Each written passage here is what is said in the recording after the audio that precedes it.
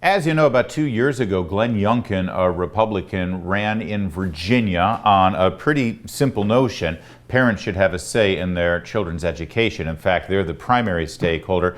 Their say should carry a lot of weight with the professional educators and counselors and teachers and God knows the politicians in Richmond, Virginia. Well, he won, and he's been trying to implement those policies ever since. Earlier this year, he implemented what's called the model policies for all school boards to adopt, and most specifically with regard to transgender issues. If you're a he, you're to be called he. If you're a she, you're to be called she. You can't change that or change your name unless your parent decides that you're changing that. And oh, by the way, if you were born with boy parts, you go to the boys' room and the boys' locker room, and likewise for girls. That's very controversial, apparently. And now some of the Northern Virginia, more liberal school districts are claiming they're going to ignore those policies. He appeared over on Fox News Channel and responded yesterday.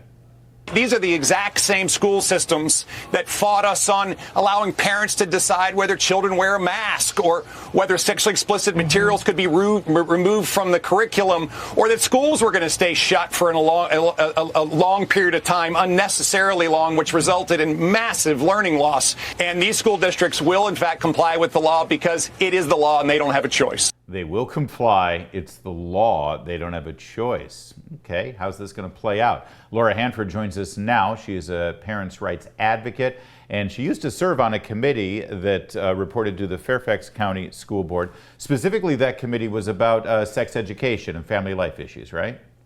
Correct. So, that's Laura, right. And specifically on this issue. I got to ask you, what's the conversation going on right now at the Fairfax County school system when they saw the model policies and now they see that Governor Youngkin says, no, you will comply?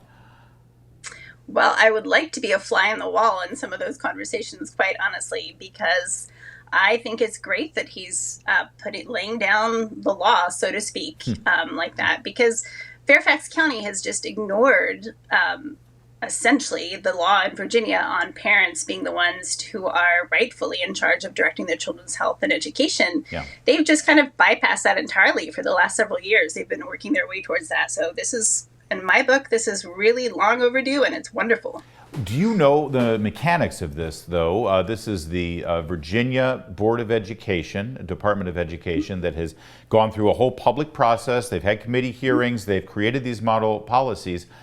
Is it law? Is this something that a school board must adopt, or do they have the right to say, yeah, this isn't going to work for us? Well, this is where it gets just a little bit murky, because the law is technically that the school boards have to adopt this law that was passed, that have to adopt policies. And the law that says that was passed a couple years ago under Governor Northam. And of course, their intent at the time was then to develop the terrible policies that they went on to develop, which said that you could have secret gender transitions in schools, and you could have entire teams of transition experts secretly working with your child, and the parents might never know for months, weeks, years.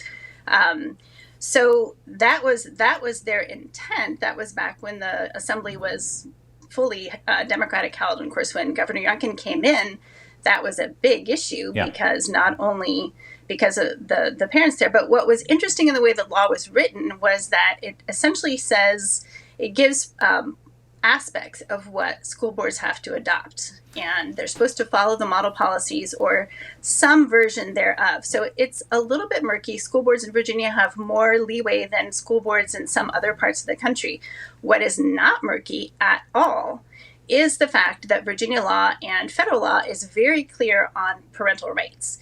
And so if you're going to err on any side in that murkiness, you're not in a good place if you decide that you're going to say, well, no, we're going to ignore now we even have the Board of Education policies that say this. And we're going to ignore not only that, but state and federal law on parental rights. So I would not want to be in their shoes if a lawsuit comes barreling down the track at them. It's a little confusing, though, Laura, because, a lot of these school boards in Northern Virginia, which are suburbs of Washington, D.C., when there were policies that they agreed with, as you mentioned, came from Ralph Northam, they said there were complaints. There were parents who said, we don't like this, and they said, hey, nothing we can do. It's the state law, you know.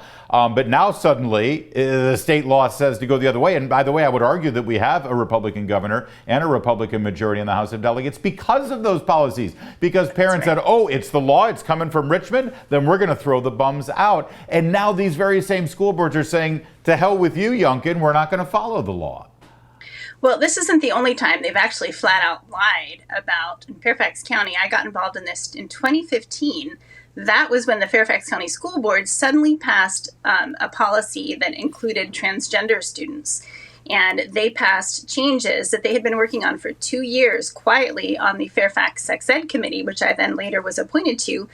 But those changes, the school board claimed and the superintendent claimed back in 2015 that those were necessary to align with new state standards. That was a flat out lie, and they circulated it all over in all their official communications to parents. I was a Fairfax County parent.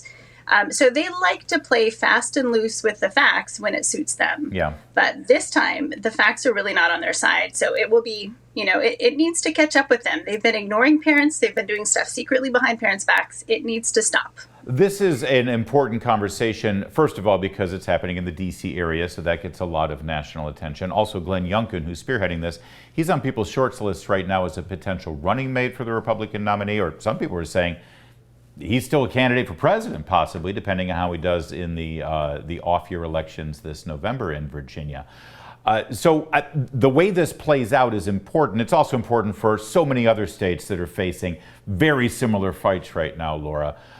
So the advocates for these transgender policies, the ones that they're trying to retain, the people who are trying to resist Governor Youngkin's new plan, they're saying that this violates non-discrimination laws. They're saying that by telling these kids that they can't change their name, can't change their pronouns without parents' consent, and they can't go to a bathroom of their choice, that's violating their privacy and discrimination rights. How do we respond to that?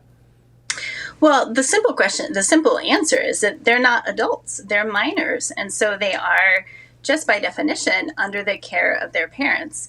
What these activists want to do is to claim that they have some special exemption just on these grounds of this sort of tenuous discrimination or something, that these kids have a right to privacy from their own parents, and that, oh, surprise, some unrelated adult in a school that has spent minutes with a child has more right to determine what that child's identity is than a parent does. That's just absurd on the face of it. And honestly, this is something that just from the dawn of time, parents have been understood to be their kids' greatest protectors. Mm-hmm. And in a cultural nanosecond, suddenly we're supposed to believe that parents are unsafe while these unrelated people at school are safe. It's just a construct on the face of it. But more importantly, there are laws in Virginia about when you can emancipate a child and when you can't. But these activists want to pretend that in this one area of healthcare, kids can suddenly self-determine and have, essentially function as emancipated minors, but without any legal authority to do that. Wow. So they're trying to create a brand new category out of nothing. There is no right to privacy from your own parents. I'm sure kids all over the country would like that, but there isn't fundamentally. I know for their own good. When I was a teenager, I certainly would have liked that too. I tried, right. But I had. Don't we all? I had parents though who were actually parents. Laura Hanford, thanks for joining us. I appreciate you talking this through with us. My pleasure. We'll keep an eye on Virginia as this develops. It's going to be quite a fight, and like I said, something that other states are watching very closely. There's more to come on O'Connor tonight. This is Salem News Channel.